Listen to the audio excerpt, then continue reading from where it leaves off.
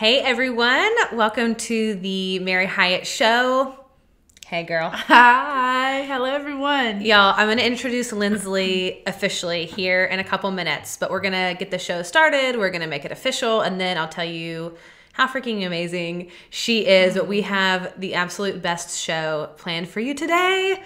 Yeah. I don't even want to tease it because I want to save it all for the actual show, but I would like to cheers you. I know. Because this is a big day, and it's kind of Galentine's Happy Day. Galentine's Day.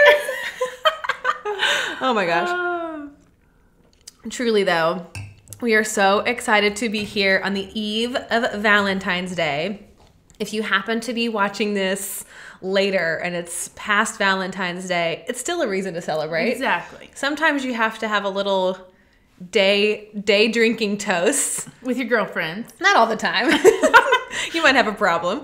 But we want to celebrate us getting to be on camera together for the first time, because I think this might be something. It might be a little something that we do on the regular. Yeah. So stay tuned. Okay.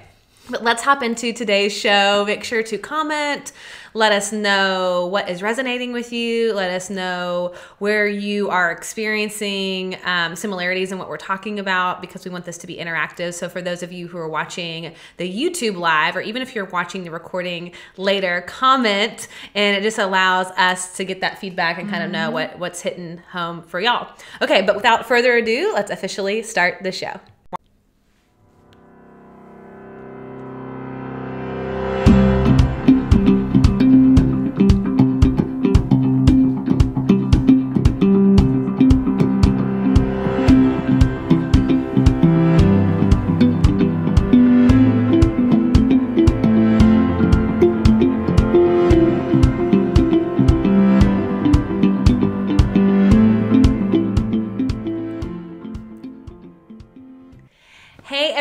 It is Mary Hyatt, and welcome to the Mary Hyatt Show, episode number 66, exploring sexual shame with my very dear friend, hello everyone, Lindsley Brooks. You guys, you are in for a treat today. I am obsessed with this one. I live life with her.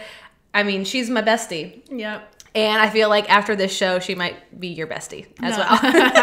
But let me tell you a little bit about Lindsley, because you might not know her, and I want you to know how amazing she actually is. And then we're going to hop into today's show, and it's a juicy show. This is a show that kind of strap in for. We're excited to get into it. Yeah, it's going to be so good, and we promise we will caretake all of the triggers that are coming up for you.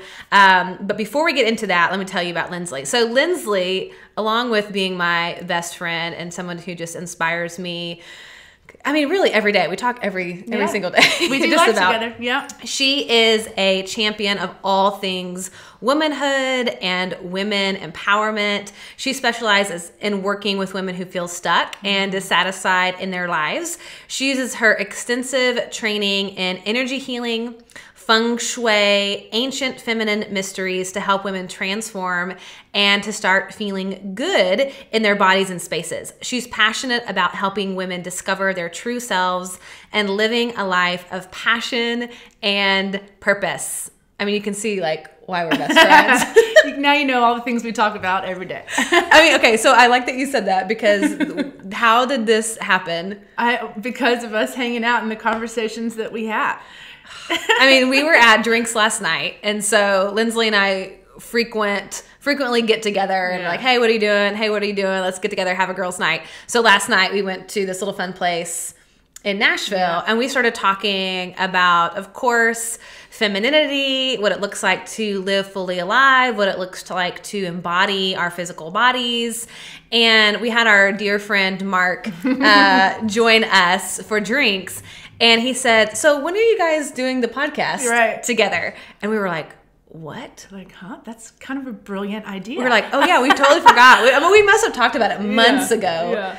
And so we started talking about just this concept of shame that we as women feel around our sexuality, around our sensuality. And we were like, we got to save this and actually do an episode about this. So it's going to be a candid conversation. it's just going to basically be like, hey, we're having drinks, we're hanging out. So it's not going to be as official as a typical show. But I know you guys are going to get so much out of this. Yeah. Okay, I want to jump straight in. Yeah. Because I feel like we have a lot to cover. Yeah. So, and let me just say, like, one of the things that I love about you is just how you embody your femininity, your beauty, your radiance. Like, you've taught me so much of how to do that. And I know that can only come from the struggle of not having that, of not embodying that, of not being that, of probably being scared of that, having a lot of shame around that part of you. Like, you're very free in that now, but I'm like, you've worked to get that. Yeah. Yeah, right? I would agree. Yeah, I mean, I think if anything, the older I've gotten, the more comfortable I've gotten in my skin. I probably didn't even know what I didn't know. It was like it was more of just like kind of an awakening to, oh my gosh, I'm okay. Like, who I am is enough. All those kinds of conversations. And then it just starts to kind of exude, I guess, in the way that you carry yourself, or the way that conversations you have, or anything else. So thank you. That's a compliment to hear that from you. It is. Well, I mean that. I know, but I'm honored. That's great. Well, let's rewind and let's talk about sexual shame. Like, what is sexual shame? Because that's going to be the basis of our conversation today. Yeah. And as we know, we want to get into like a million other topics, but we're going to keep it. And that's a good point, because honestly, like, I don't even know if people realize how much shame there is around sexuality. So we got excited talking about this, just thinking that, like, oh my gosh, just bringing awareness to the idea that you could actually have shame about your own, because so much of it is connected to, like, oh, you don't talk about this stuff. That alone is like shameful. You know? even like, I was laughing before we started the show, and I was like, I'm so nervous. Like, my family is going to see that I'm doing this episode, and I posted some kind of like, I don't even know, risque. I mean, it's not even. It's just like these beautiful shots of my body on Instagram to promote this show today. And I was like, oh my God, my family's going to see this. I'm going to be embarrassed. They're going to be like, why is Mary talking about sexuality? And I was like, that is shame. Yeah, because good girls don't talk about sexuality. They don't talk about sex. They don't talk about anything like that, right? Like, that's the story, some of the story we have. Even though, let's be honest, all of us are having sex. Yeah, like, if all of us are sexual beings. All of us are sexual beings. And yet, like, I think about rewind when I was married, and obviously I'm having sex with my husband. You hope so. I mean, you hope so. Yeah. I mean, let's be honest, it was incredibly complicated, and there wasn't a lot going on there. I was very repressed sexually. But the assumption is, if you're in a committed relationship, you're probably sleeping together. Now, that might be dysfunctional, it might be healthy, whatever. And yet, you don't talk about that with your girlfriends. Like, I remember thinking, like, how often is normal? Like, how often should I actually be having sex with my partner? Yep. And I felt like I couldn't ever ask that question to other married couples, to other people who work, like, clearly, like, have children, you know, like, this is normal. And yet there's so much shame around just having the conversation at all. Absolutely. Shame around, like, pleasure, even like having conversations around, like, what do you, like, sexual histories. I remember when we first met, we were kind of having, of course you can tell already that, like, our conversations go deep really fast. So when we first became friends, there was even just this conversation about talking about the shame around this, and even just feeling kind of like taboo around having conversations about sexual history. And, and like what we would prefer, and all these kinds of things. And it's like, oh my gosh, are we allowed to talk about this? Like, is this okay? And it really was like, I mean, I had to really trust you enough to be able to open up to that in any capacity. And when I think about shame, like, if we dissect the word shame, it's different than guilt. Right. In that shame is, I am bad. Guilt is, I've done something bad. So it's like, shame is a part of our identity. Like, so there's something flawed in us. There's something wrong with us. And so that, I think, looks like a lot of different things. When we're talking about sexuality, when we're talking about sensuality, it's like, first and foremost, it's shame around the fact that we are sexual beings. Right. This idea that it's like, bad girl, or it's sinful, or the fact that we might have any kind of desire in us, or we might have the desire for pleasure, or, I mean, I don't know about you, but like, for me, sex was, especially within my marriage, it was like, this is to basically take care of a biological need that my husband had, but there was nothing in it for me. You know, it was kind of like, let me take care of him because obviously he's a man, so he's sexual, and I'm a woman, and it's my job to fulfill that for him. But it wasn't ever mutual pleasure, or what am I enjoying out of this, or how am I experiencing my body within this. It was, this is sort of utilitarian, I have to do this, you know, like once a month, kind of a thing. Well, we're not taught. I mean, I think that's the thing too. It's like so much of, because my history is a little different in that, like, I had shame around my sexual past. And then when I got married, you're just supposed to think that everything's going to be okay now because you're married and everything's going to work itself out and happily ever after. But then you carry all of that history or pain or traumas or whatever those experiences are. And then it's like, oh my gosh, why am I still not, whatever this magic thing that's supposed to happen after marriage with sex, is like, you still carry all your baggage into it. So it's just going to show up in that regard too. But we're never taught to actually do some healing around this, to have candid conversations around it. There's just so much secrecy, which is what shame is, right? It's just the hiding. So anyways, we're just excited to bring this all to the light and kind of just have these types of conversations so that it takes it out of the shadow. Well, absolutely. And I think that there's so much freedom with that. Like, I know for me, once I was able to just talk about it with my girlfriends, it was sort of like, oh, like, I'm not dirty, or I'm not sinful or slutty or whatever. That, like, this is actually a part of my makeup. It's a part of every woman's makeup. It's a part of who we were created to be, was to be sensual beings, to experience pleasure, to have desire. But we have been taught, like, almost like men are allowed to be sexual. Right. Women are not. Right. Like, we talk about this all the time, the whole Madonna and the whore complex. Will you explain that? Because I just love, it's so brilliant. Yeah, I mean, if anything, it's like these two dualities that women are supposed to either be in these two categories of, you're almost like the virgin Madonna, or you're over-sexualized and you have it's like reckless abandon, and you're like this whore that just wants it all the time. And then there's these two dualities. And then if you don't fit into either one of those, then who are you? What are you? And so it becomes this compartmentalized parts of ourselves. So if there's any sexual desire or wanting to be a sexual being or a sensual being, then all of a sudden you're like, oh gosh, I must be the whore. And let me push it to the side. Right. And then I want to be the good wife. I want to be the good partner. I want to be the good woman or whatever. And it's like, oh, well, then I need to shut that part of myself down. And so you just live between these two dualities, never really even getting to integrate the wholeness of what that means, you know? So, God, that's so true. Like, I just think about in my own life over and over again, how I would choose either or. And I think even for me, like in my dating life, it's like, I show up more as that whore archetype. And then within commitment, it's like, oop, I'm supposed to lock all that down. I need to become the Madonna.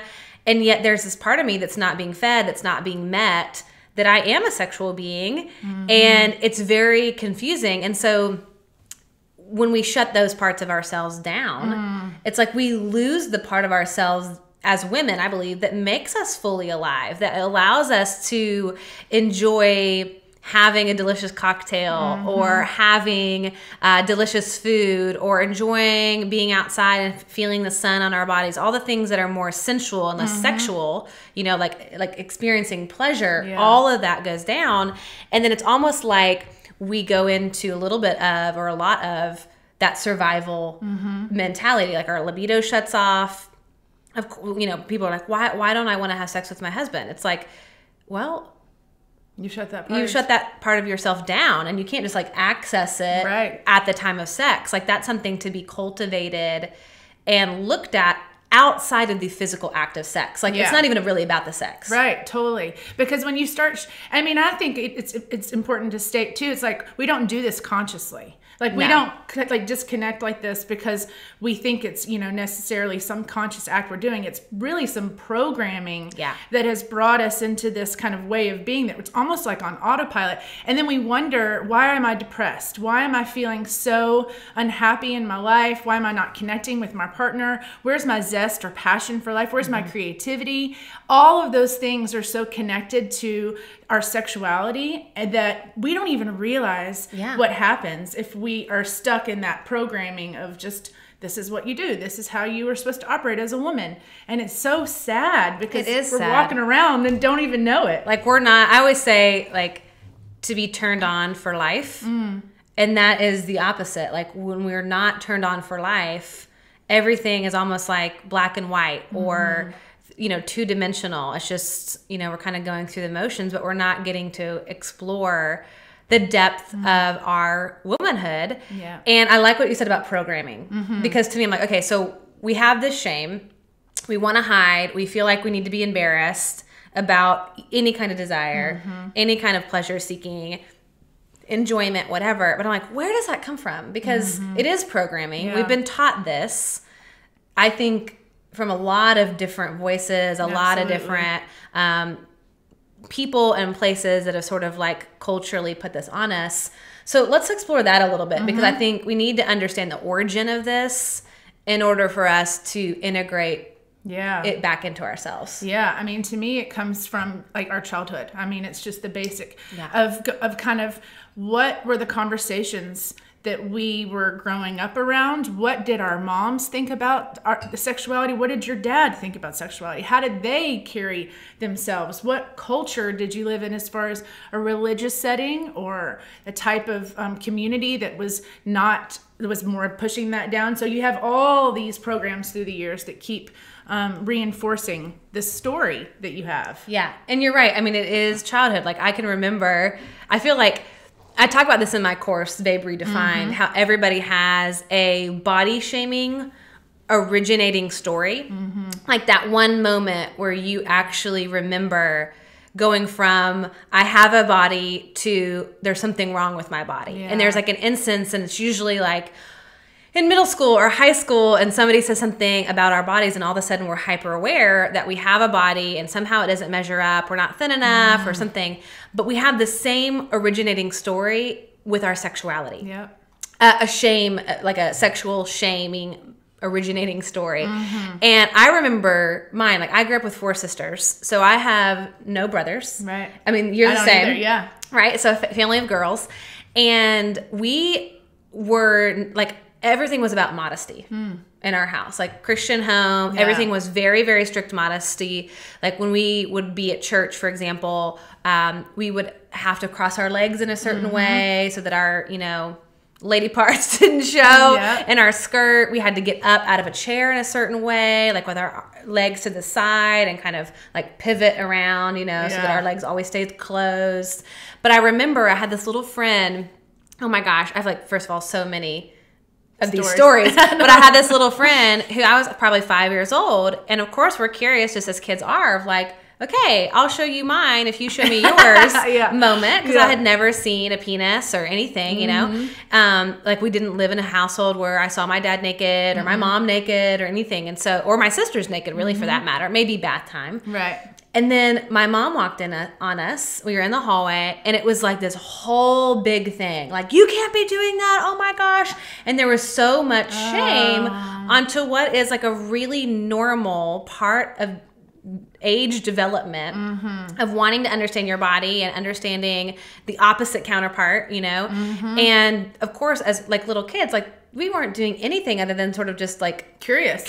What does it look like, And there was so much shame around that. Or I can think of story after story after story of like masturbation for me and my mom or my grandmother finding me and like being so like shame. The conversation was, like, you don't do that. You don't do that. This is not what good girls do. You need to stop.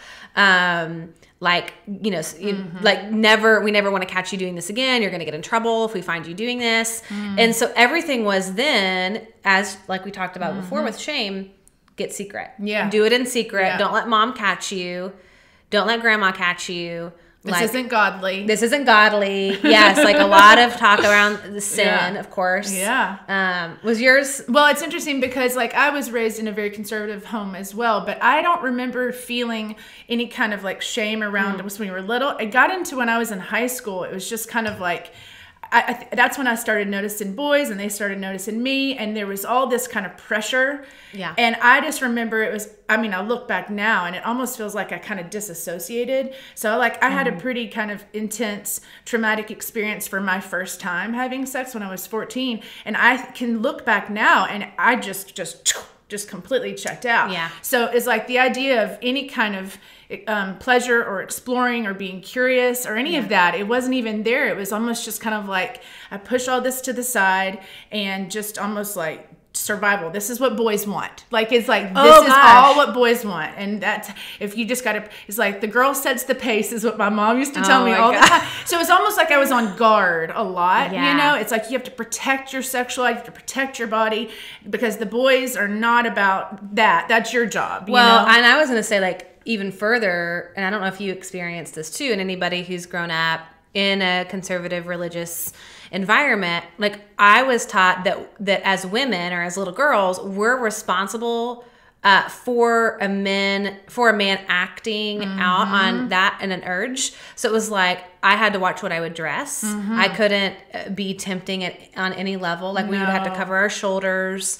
And I remember that it was almost like we as women were responsible for a man's sin. Like the phrase was, "Don't make a man stumble." Right. Oh my gosh. Right? Yes. I know it's like triggering. Right?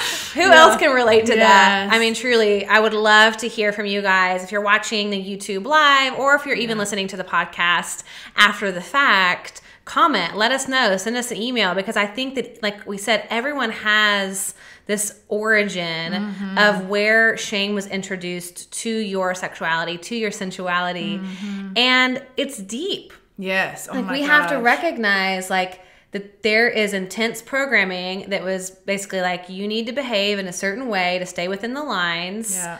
And it was, you know, if it was under the umbrella of religion, there was a lot at stake here. Oh my Like gosh, it's heavy. yes. This is we're not saying this lightly. Like there was a lot at stake. I mean, if we really peel it back, your salvation. Absolutely. You know, so it felt really heavy. Yeah. And then, of course, any movement towards that. Oh, it's like defilement. That element of you've been tainted. You are now the scarlet letter. I mean, I can remember thinking because I'd had sex before marriage that I was a tainted bride, and that like I had so much shame around the fact that my husband at the time was a virgin when we got married and I wasn't. And I can remember thinking, how amazing. God must really love me so much that he would allow me to marry a virgin, and I'm just never going to be good enough for him. Like these kinds of... that literally makes me want to cry. I know. And it wasn't until like years later. I mean, of course, it's like this stuff's going to manifest itself in the relationship, in that dynamic.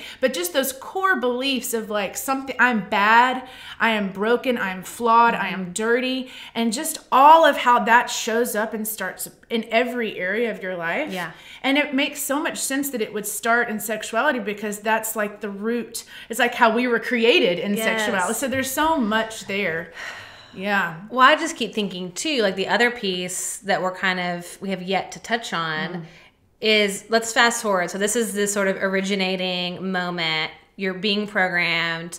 Then we had the whole cultural piece for a woman of what is sexy. And so now it's like we had this like almost the religious moral shame.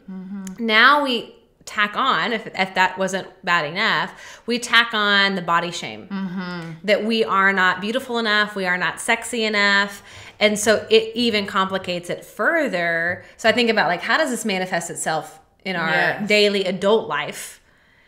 Yeah. It's enough to make me want to shut down. Like I have to really work at this, because the definition of a sexual woman is sort of at that pendulum swing of the extreme, right? Like hypersexualized, all of this just oozing in your face, kind of like just, you know, porn star kind of it feels almost like, because I mean, what you and I have discussed is there's this external over-sexualized persona, And then, but what's really embodying sexual or sensualness, because that's the word we love, is kind of like, it's almost in the way you move. It's the way, that feels deeper, you know? Yes. It's like sexual on the outside versus that sensual piece of just the way you live life. And that's like enjoying the pleasures of eating and smells. And it's like all the senses get activated. And that to me, and somebody being comfortable in their body, like that is healthy sexuality. Totally.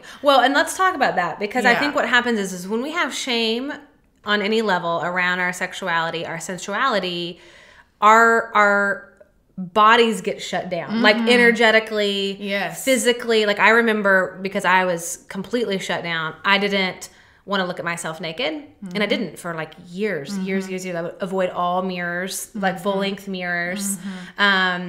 Obviously, I put on a lot of weight. I was like padding and protecting my physical body. All the views that we have, like, well, if you're in a larger fat body, you can't enjoy your own sexuality. You have to be in a thinner body. Like all these beliefs around it being this certain type of body.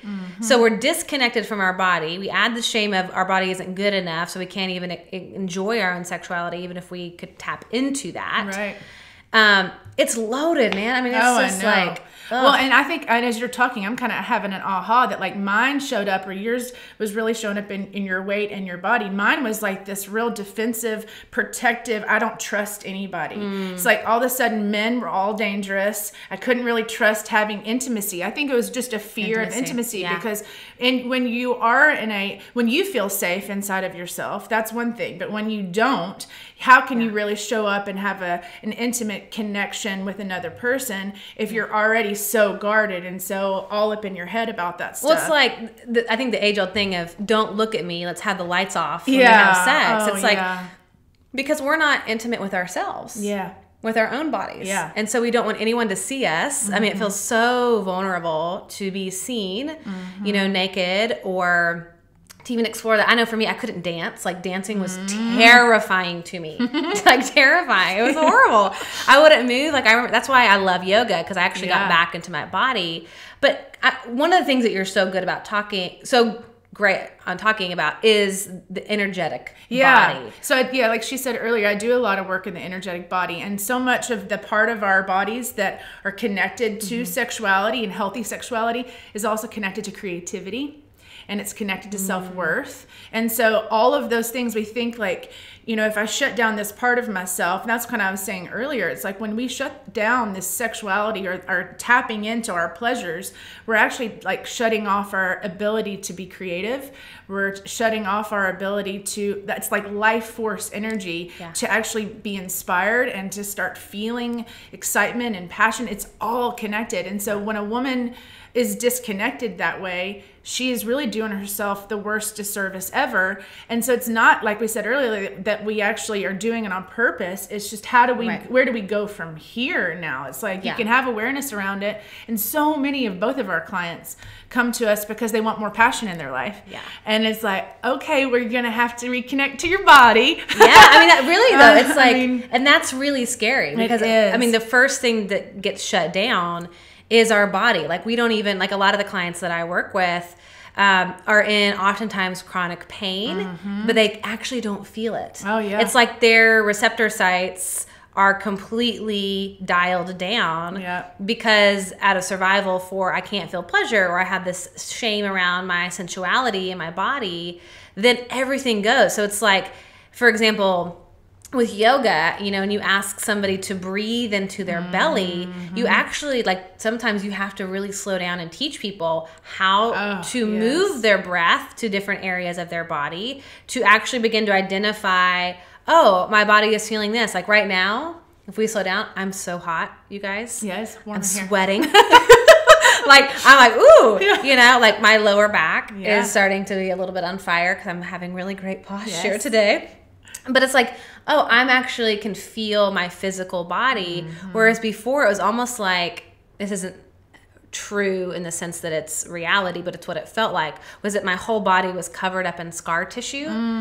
And so I couldn't actually feel it. It was like there's this barrier between my body. You had to get through first. And so then if you think about the act of sex. Oh my gosh. It's like, don't touch me. And it's like, no wonder we have such a mass, like, epidemic almost right now. Because I can't even tell you, I have so many friends and clients who have actually never even had an orgasm before in their life. Oh my God, I know. 40, 56-year-old women who have never had an orgasm. And to me, I mean, I remember working with a teacher in particular where she said the largest sex organ that we have is our brains. Yes. And Yes. so if there's any trauma whatsoever around any kind of sexual experiences, or if you've got stories around sexuality, like we've been saying, all that can be considered a trauma. And then your brain is so involved in it that you can't trust, you can't let go, you can't surrender. You don't even want to find out what will it be like to connect to my pleasure, because it's almost overwhelming, you know? Ugh. That's like a whole episode. It is. Itself. I know. Like I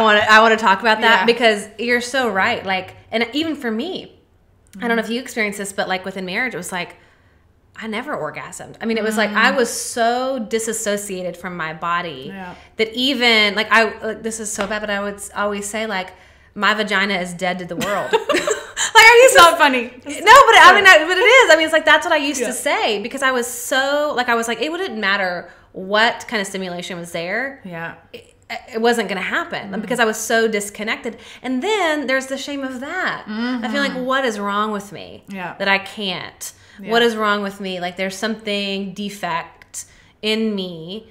And so it's like we're just stacking the shame and stacking the shame and stacking the shame. And it's layered. And so, I mean, obviously this is just like a brief introduction into this entire topic because each of these elements, like we could have a whole episode on and explain like, how do you begin to heal that? And what does that look like? But for today, when we think about the shame, like I feel like the solution in this situation is how do we remove the shame? Like that's the first piece. Like we're going to have to go in and do some work and discover what brings us pleasure. I often tell my clients they have to go on a pleasure hunt. Yeah. Even like, and not like a sexual pleasure hunt, like, oh, I love the way that the sun hits this, or I love the way this tastes, or I love smells or, you know, all engaging all the five senses. So there's a huge element of the doing, the work of making peace with our bodies and all of that. But to me, the first stage is we got to remove the shame. Absolutely. And I think too, you just become curious, like what you're saying, just become curious to what little pleasures you experience throughout the day. Like I always tell people, it's like, there is no way you're going to find this big kind of aha moment if you don't start just opening up a little bits at a time. So it's like noticing what lights you up, noticing what, you know, as you see like flowers, it's like, okay, I'm going to start buying myself. You're so good about that. Little pleasures that you can start activating all of these senses, because that has been probably the most important disconnected piece of all of it. Is you're disconnected from knowing what you even like, knowing what your preferences are. And that's a slow process. Like I think it takes time. I mean, anything, of course, I'm such an advocate of this, of anything that we can do to get back into our bodies, breath work, yoga. That's why I'm starting to do these guided meditations for you guys on the podcast so that you can connect with your breath. You can begin to connect with your body. Something as simple as that sort of opens that door of the curiosity of what if my sexuality wasn't bad? What if my sexuality wasn't sinful? What if there is such a thing as safe, sacred sexuality in a committed relationship? Like we're not talking about a free-for-all. A free-for-all where it's like, I'm going to go... whatever floats your boat, but... zero judgment. But it's like, even for those of you guys who are in committed relationships or want to find yourself in a committed relationship that is monogamous, how do you explore that for yourself in a way that feels safe, in a way that is intimate with yourself, that eventually it gets extended to your partner, but that's not really the focus. Well, and I think it even probably a step further back is just to admit or just accept and acknowledge that you are a sexual being. Yes. I mean, I know that sounds so simple, but it's like I really believe that as women, we don't want to even acknowledge or admit we are sexual beings. Like we're supposed to experience pleasure. And there is so much science now that shows that like women experience pleasure like 2 times more, you know, than men do, believe it or not. And so just knowing that I am a sexual being and that is a God-given innate gift. and therefore how could it be wrong? You know, it's like, if this is the way that we've all been made, then there's something really beautiful here that doesn't need to be shunned or pushed to the side, you know? So. Well, and I love that. Like, we are sexual beings. And that's where we have to remove the shame away from that. Because I think for me, and I don't know if you felt this way, it was like when I turned that part off of myself, there was a level of pride. Like, I'm not a sexual person. Like, I'm not above this. I'm above this. Like, that's not for me. Or I've learned how to tame that, or learned how to control that, or suppress that. And there was sort of like a air of superiority by not tapping into that. And so sort of like taking that off the table and saying, I am sexual and it's okay for me to be sexual. In fact, that is me being the fullest version of who I am, is first acknowledging that this is part of my makeup. And it's part of our spiritual process. I mean, it's a spiritual journey to actually find out what is pleasurable to you. And to me, spirituality and sexuality, it feels very sacred in that way. They feel very connected to me, because it is if I think, and we've talked about this before too, but like healthy, sacred sexuality, I don't think we've actually really ever explored this. We're all so conditioned in our Western culture to think of sex as just like all of the things we've been talking about. Like promiscuous. And hyper porn and, you know, all these magazines and sell sex. You know, it's like, no, sacred sexuality is a way of being that is so much more intimate and actually very spiritual. Well, to me, it's like emanating that radiance, that beauty that each of us have as women. Like, that's not conditioned on our appearance. That's not conditional on external factors. Like, I mean, it's almost like if you think back on who you know that showed you what true sexuality looked like not what you see in a magazine or the movies or, you know, on Instagram or whatever, but somebody that you've met. Maybe it was like an 80-year-old woman who was just so in tune with life, you know, or really connected with the spirit. Maybe it was somebody random that you met that externally was not by cultural standards, quote unquote, beautiful, but she just emanated this radiance that you were drawn to it. It's like, none of this has anything to do with our appearance or at all. It's like, how can we as individuals tap into that collective feminine energy of radiance, of beauty, of sensuality that makes us very different than men in that way. Absolutely. And you're so right. It's like, this is so much bigger than the actual act of sex, what we're talking about. It's like that, it almost becomes the overflow of what we're talking. It's almost like embodying this way of being, and then you're able to show up with your partner or yourself in a different way, and it heals. There's such a healing component to it. And I mean, I've noticed so many of my girlfriends and us too, it's like just having conversations around this takes the stigma off, and even that can be so healing. Totally. And it's just beautiful when you really start going, okay, who would I be if I didn't have all this programming and all these stories that my body was bad, that sex was bad, or that sexuality is bad? Like, how would I show up in the world? Oh my gosh. I know, right? It's like, it's endless. It really is. And I get excited about that. It's like your light is turned on. And I think that when we're talking about this, one of the stories that I have in my head as I'm thinking about this is there's going to be people on here. Maybe this is you, if you're listening. Maybe you've been in a long-term marriage or committed relationship. Maybe you're in your 50s or your 60s or your 70s, and you just think that's great for somebody who's younger, or it's great for modern girls to connect with this. But it's like, again, how can we take off the labels of all of this and experience it for ourselves, no matter our age, no matter if we're in a relationship or we're single, no matter what our bodies look like, the size of our bodies. If we take all the conditions away, like, this is going to be a unique journey for you, something that is going to be different. Like Lindsley and I, as much as we are similar, we were even talking last night, and it was like, oh, I am like exploring this and I'm looking into this. And she's like, oh my God, I could never, like, I don't want to do that. And it's like our versions of our own personal sexuality is very different from one another. And that's good. Like, honestly, So good. it's like taking back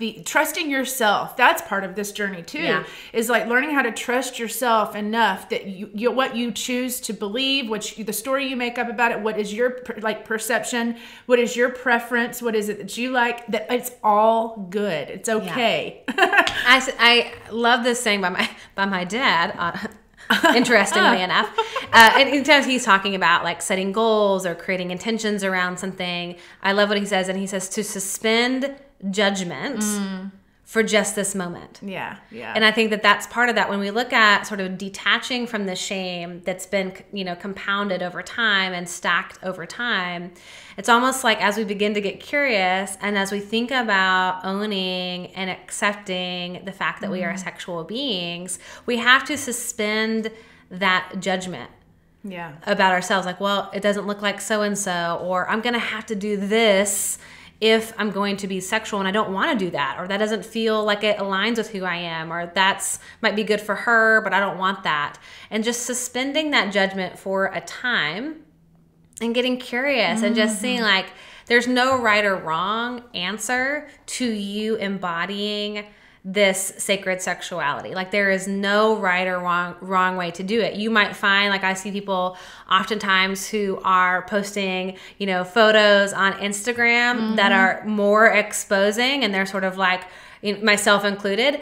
And it's like, I don't think anybody needs to do that or should do that. Right. Like that feels what's right for me. And if you would have met me 4 years ago, I wasn't even wearing shorts. Right. Like in the process of my journey, it's been evolving over time. Like I haven't always been able to fix my hair and wear makeup and embody this physical body in the way that I do now. It was like, let me see if I can look at myself in the mirror just for like 10 seconds. Yeah. Like that was maybe the first step, right? So it's like suspending that judgment and just being where you are in this journey, being curious and starting to integrate more and more. And I think it's important to state too, it's like, I'm sure some of you may be hearing us saying, oh, it's a big old free-for-all, no right or wrong, who cares? No, we're saying healthy sexuality is no harm and no shame. And so whatever that looks like for you. And so I just felt like I needed to. No, that's so good. Yeah. Well, because there are going to be certain things that you might hold that are sort of your non-negotiables or issues of morality for you potentially. And I always say, like, question that. Yeah. See where that came from. But you might decide, like, for example, I know I don't want to be in an open relationship. Yeah. I mean, like, we're taking it to the extreme, but it's sort of like, I don't need to explore that part because I don't want that. Yeah. Right? I don't want that as part of my experience. But somebody else might decide that's great for them. Or, I might, for example, like I'm not super into buying a bunch of lingerie. Like that's not a way that I would externally show my sexuality. Some people love that, right? So it's like, again, what is for you with your own convictions, with your own sense of being true to yourself and what you believe in. It can look a lot of different ways. And then that's okay. And that's okay. That's good. Yeah. It's so good. Okay, so wrapping up. Yes. As we think about shame and we think about especially, kind of coming back into our bodies, coming back into what it looks like to radiate our femininity, being a woman.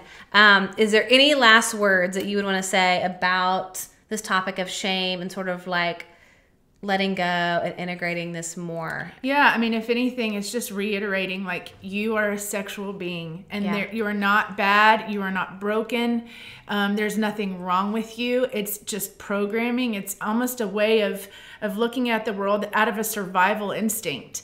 And so there's hope, and there's actually a lot of healing that's possible for you to start living like that really beautiful, passionate, juicy kind of life. I know that word's cheesy, but there's something to experiencing the fullness of life. And the best way you can do that is to heal through the body and to just be curious about what it is that brings you pleasure, what is healthy sexuality, and just start having conversations and being willing to look at maybe your sexual history, the stories stories you've had about it, so that you can be set free and just enjoy things like that. Why else are we here on this planet if it's not to enjoy life, right? Yes. So I agree with that completely.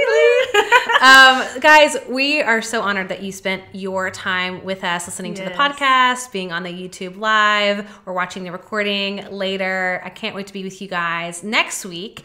And if this is a topic that is really intriguing to you, if you want to go deeper into this, if you want more from Lindsley and I, and want to really explore the how, obviously we're sort of introducing this as a concept, but if you want to explore the how, please let us know. Comment on all of our channels, send me an email, go to my website, contact me through my contact page there, comment on this video, because we really do want to serve you in this way. And we have talked about this so much, and we have been in a sexuality group together, and we love getting into this and the practicality of it. And so let us know.